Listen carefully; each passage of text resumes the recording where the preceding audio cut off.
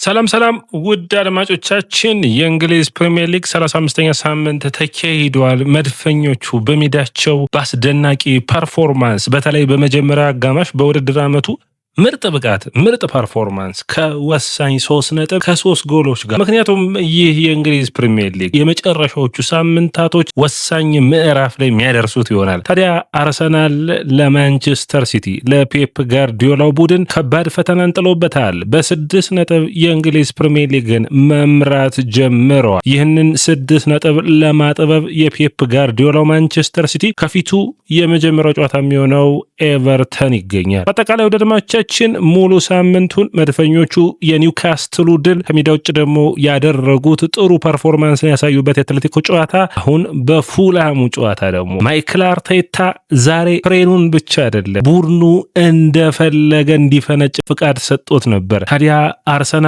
በኔ እይታ በውድድር ዓመቱ በምን ለመጀመሪያ ጊዜ ምርጥ የመጀመሪያ አጋማሽን አሳልፏል። 3-0 ሲያንስ ነው ቡካዮ ሳካ ያመለጠውን እድል እንዲሁም ደግሞ የካላፊዮሪ የተሳተውን ኳስ በጨዋታው ላይ ብንጨማምረው እስከ 6 እና 5 ጎሎችን መቆጠር የሚችሉበት ነበር። አርሰናል እንደ ቡድን የተሟላ ብቃት የተሟላ ፐርፎርማንስን ያሳየበት ነበር። ዛሬ የማርኮ ሲልቫውን ቡድን በሚገባ መብለጥ የቻለው አርሰናል ቀጣይ ከፊቱ ዌስትሃም ከእንግሊዝ ፕሪሚየር ሊግ ዋንጫ ፉክክር አንዱ የሚሆነው ነው። በርንሌ እና ክሪስታል ፓላስ እነዚህ ጨዋታዎች ወሳኝ ነው የሚሆኑት። ነገር ግን ከነዚህ ጨዋታዎች በፊት ማክሰኞ ምሽት አትሌቲኮ ማድሪድን በኤምሬትስ ይገጥማል። ወደ ቡዳፔስት ለማቅናት ሌላ ፈተና። መድፈኞቹ ሁለቱን ዋንጫዎች የማሸነፍ ድላቸውን እንግዲህ በሚገባ የሚሞክሩ ይሆናል። ነገር ግን ማይክል አርቴታ ባልተጠበቀ ሰዓት በመጨረሻው በ11ኛው ሰዓት ይህንን ቡድን በሚገባ በጥሩ ፐርፎርማንስ መልሶታል ማለት ይቻላል። ቀጣይ ጨዋታዎች የተለየ እድልን ይዘው ይመጣሉ ተብሎ ይጠበቃል። እንግዲህ የደረጃ ሰንጠረዡን በምናይበት ጊዜ ማይክል አርቴታው አርሰናል 35 ጨዋታዎችን አድርጎ 76 ነጥቦችን ሰብስበዋል። 17 ጎሎችን ያስቆጥሯል። 41 የጎል ልዩነት ወይም የጎል ክፍያን ይዟል። በተቃራኒው ማንቸስተር ሲቲ 33 ጨዋታዎችን አድርጎ በ70 ነጥብ ላይ ይገኛል። 66 ጎሎችን ማስቆጠር ችሏል። 37 የጎል ክፍያዎች ላይ ይገኛል። አርሰናሎች ዛሬ በ4 የጎል ክፍያ ማንቸስተር ሲቲን መቅደም ችሏል። ሲቲ ከፊቱ ያሉት ጠንካራ ጨዋታዎች እነዚህን ጨዋታዎች ማሸነፍ ይችላል ወይ? ከፊት ሰኞ ኤቨርተንን ይገጥማል ወደ ሂልዲክሰን ስታዲየም፣ ብሬንፎርድን በሜዳው፣ ፓላስን ከሜዳው ውጭ፣ ቸልሲን ኤፍኤ ካፕ የፍጻሜ ጨዋታ፣ በርንማውዝንና አስቶን ቪላን የሚገጥም ይሆናል። በውድድር ዓመቱ ሲቲ 6 ጨዋታዎች ይቀሩታል። አርሰናል ግን 4 ጨዋታዎች ይቀሩታል። ይህ የአውሮፓ ቻምፒዮንስ ሊጉን ጨዋታ ስንጨምር ነው።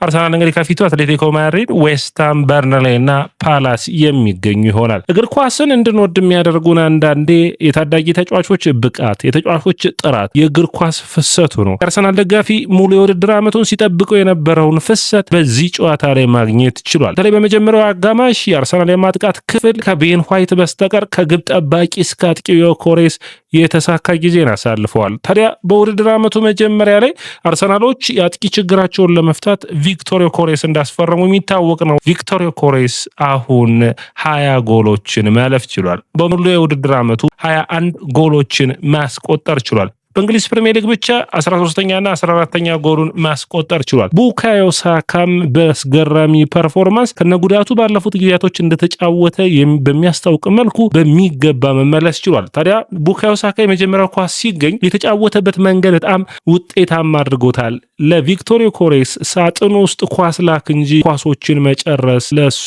በጣም ቀላል ናቸው። በአማካይ መስመሩ ላይ ማይክል አርቴታ ስካሊን ማሰለፉ ቡድኑን ውጤታማ አድርጎታል። የስካሊ የቀጥተኛ ኳስ አጨዋወት፣ የአንድ ለአንድ ፍልሚያዎች በኔ እይታ ለኔ የጨዋታው ምርጡ ስካሊ ነው። ነገር ግን በእግር ኳስ አንዳንድ ተጫዋቾች በተመሳሳይ ጊዜ በተመሳሳይ ምርጥ ብቃት ላይ ይገኛሉ። ሳካ ምርጥ ነበር፣ ስካሊ ምርጥ ነበር በጨዋታው ላይ። ሌላኛው ቪክቶር ዮኬሬስ ምርጥ ነበር። ከነዚህ ተጫዋቾች የጨዋታውን ኮከብ መምረጥ ያስቸግራል። ለኔ ግን ስካሊ በጣም ምርጥ ነበር። ውደድማቻችን የአርሰናል የአማካኝ መስመር ቀጣዩ ተጫዋች ሊዩስ ስካሊ ነው የሚሆነው። በተለይ አንድ ለአንድ ፍልሚያዎቹን ማሸነፉ፣ ኳሶችን ወደፊት የሚወስድበት ብቃት በተለይ ደግሞ ለኤዜ ቀጥተኛ ኳሶችን በማቃበሉ ኤዜ በቀላሉ ኳሶችን ወደ አጥቂ መስመሮች እንዲልክ አድርጎታል። ሁለተኛው ጎል የተቆጠረው ኤዜ ለዮኬሬስን አስሮጠው ዮኬሬስ በሚገባ ቡካዮ ሳካን እድል ሰጠው፣ ሳካ በጥንቃቄ አስቆጠረ። ሶስተኛው ጎል ሊያንድሮ ትሮሳርድ በውድድር ዓመቱ በኔይታ በ2026 ጥሩ ብቃቱን እየተሻሻለ የመጣ የሚመስል ብቃቱን አሳይቷል። ማይክል አርቴታ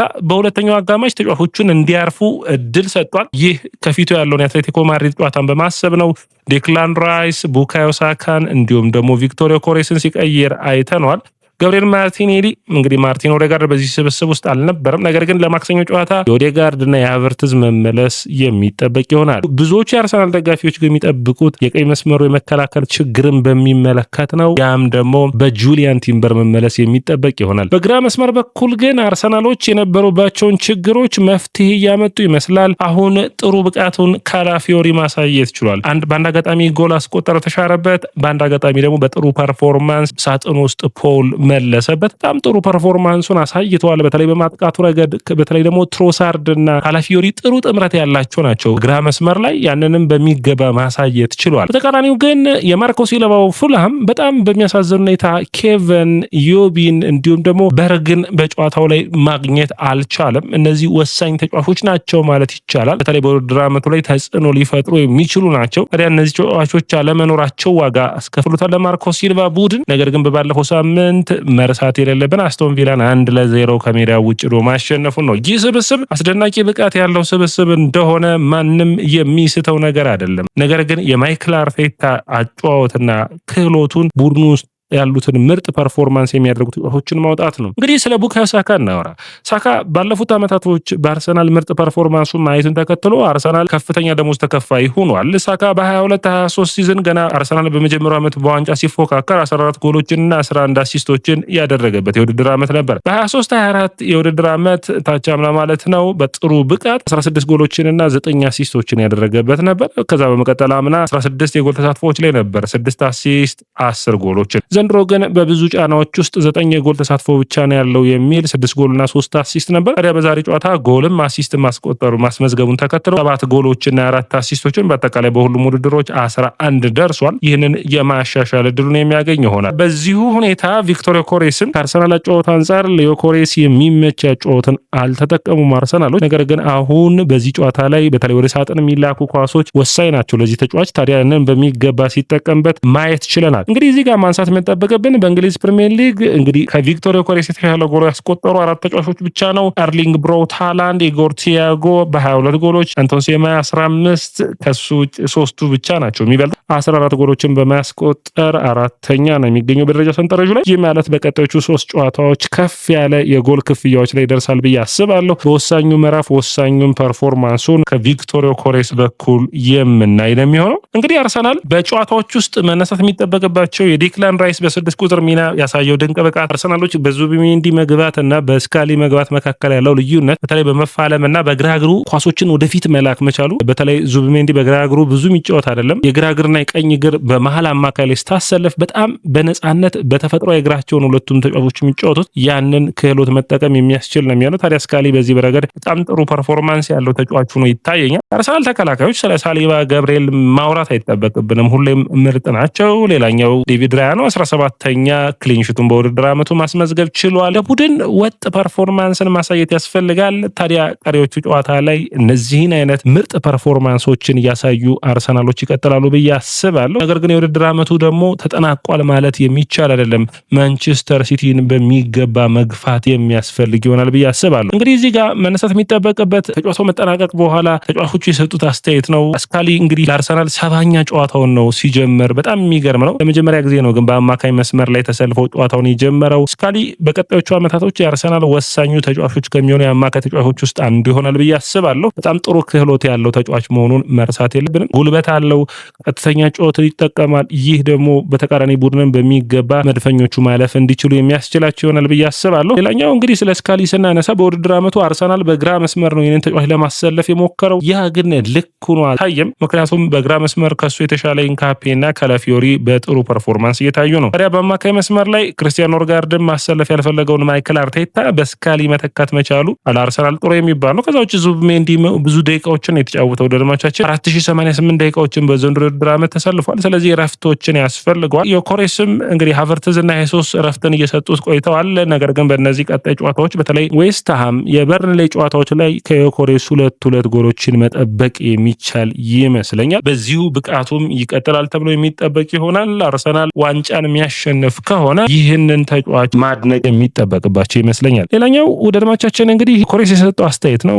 ማመናችንን አቁመን አናቅም፣ ዋንጫዎችን እናሳካቸዋለን የሚል አስተያየትን ሰጥቷል። ሌላኛው የሚነሳው የስካሊ ጉዳይ፣ ስካሊ በሰጠው አስተያየት መሰረት እንደ ቡድን አርሰናል ውጤታማነቱን መቀጠል እንደሚጠበቅበት ተናግሯል። አርሰናል ነገሮችን በሙሉ ራሱ እጅ ላይና ራሱ ጥረቶች ላይ ማድረግ ይጠበቅበታል። ስካሊ እንግዲህ በአማካይ መስመር ተመርጦ ማቅናት ይችል የሆነ ወደ እንግሊዝ ብሔራዊ ቡድን አንዱ የሚጠበቅ ነው የሚሆነው። ይህንን እድል በሚገባ መጠቀሙ ግን ወሳኝ ነው የሚሆነው። ማይክል አርቴታ ከዚህ በፊት ለምን አላደረገውም የሚል እንግዲህ ትልቅ ግፊት ሊኖር ይችላል። ነገር ግን በሚገርም ሁኔታ በሚደንቅ ሁኔታ ዴቪድ ራያ አሁን 17 ጨዋታዎች ላይ ነው ጎል ያልተቆጠረበት። እዚህ ፐርፎርማንሱ የሚቀጥል ከሆነ እንግዲህ አርሰናሎች የሚጠበቅባቸው የሚሆነው 2-3 ነጥቦች ነው የሚኖሩት። አንደኛ ይህንን ብቃት ማስቀጠል ከማይክል አርቴታ በቀጥታ ያለበትን የአውሮፓ ቻምፒዮንስ ሊግ ወደ ፍጻሜ ማለፉን በሚገባ ማከናወን፣ እንግዲህ ታክቲኮቹን በሚገባ ፐርፎርማንሱን ማሻሻል ያስፈልጋል። ከዛ ውጭ ተጫዋቾችን በማፈራረቅ ረገድ ትክክለኛ ውሳኔ ነው ወሰነ። አዳዲስ ተጫዋቾቹ መግባታቸው በተለይ ካላፊዮሪ በአማካይ መስመር የስካሊ ጥሩ ብቃታቸውን ማየት ይችላል። የብሪቼዜ ቡካዮ ሳካንም ማንሳት የሚቻል ነው የሚሆነው። እንዲሁም ሊያንድሮ ትሮሳርድ፣ እነዚህ 5 ተጫዋቾች አዲስ በዚህ ጨዋታ ላይ የተገቡ ነበሩ። አዲስ ጉልበትን በጨዋታው ላይ ማሳየት ችሏል። ማይክል አርቴታ እንግዲህ ተጫዋቾች ጉዳት ናቸው በዚህ በኩል በጣም የጎዱት፣ ምክንያቱም ተጫዋቾቹ በሚገባ ፐርፎርም እንዳያደርጉ ያደረጋቸውም እንዲሁም አርቴታ እንዳያፈራርቅ የያዘውም ይህ ምክንያት ይመስለኛል። ታዲያ ይህ ውጤት የሚያስፈልግ መሆኑን የሚያውቀው ማይክል አርቴታ ደስታውን ሲገልጽ ሜዳው ላይ ታይቷል። ለማይክል አርቴታም የዘንድሮ ውድድር ዓመት የሞትና የሽረት ትግል እንደሆነ የሚታወቅ ነው። ሰላም ወዳጆቻችን፣ የስፖርት ላይክ፣ ሼር፣ ኮሜንት፣ ሰብስክራይብ ማድረጋችሁን አትርሱ።